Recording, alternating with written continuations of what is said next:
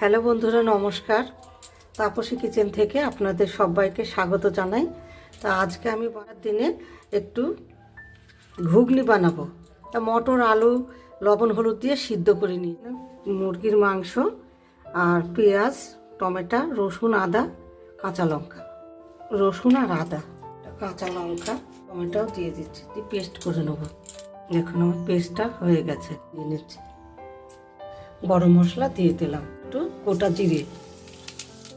এবার আমি পেঁয়াজ কুচি দিচ্ছি। এবার পেঁয়াজটা ভালো করে লাল লাল করে আমি ভেজা হয়ে গেছে। এবার দিয়ে দেবো চিকেনটা।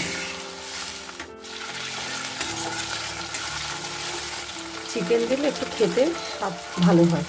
তো হলুদ চিকেনটাকে ভালো করে আমি একটু কষিয়ে নেবো। জিরে গুঁড়ো, এবার দিয়ে দেবো লাল লঙ্কার গুঁড়ো। যে পেস্টটা করে রেখেছিলাম আদা, রসুন, পেঁয়াজ, এখন মাংসটাকে ভালো করে আমি নেড়ে কষিয়ে নেবো সুন্দর করে। দুটো টমেটো কেটে রাখা এটা ঢেলে দিচ্ছি, দিয়ে ভালো করে একটু কষিয়ে নেবো। লবণ দিয়ে দিচ্ছি, দেবো, ভালো করে কষিয়ে নিয়েছি। মটরটা আলু সিদ্ধ করা ঢেলে দিলাম। এখন এইভাবে করে ভালো করে একটু কষিয়ে নিয়ে সামান্য একটু জল ঢেলে দিলে চিকেন দিয়ে ঘুগনি করলে খেতে ভালোই লাগে। আর এই ঠান্ডার দিনে খুবই সুস্বাদু লাগে। এটা আমার রেডি হয়ে গেছে।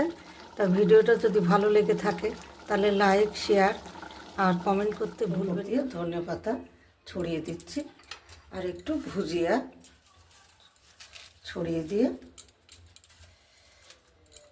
হয়ে গেল আমার ঘুগনি রান্না।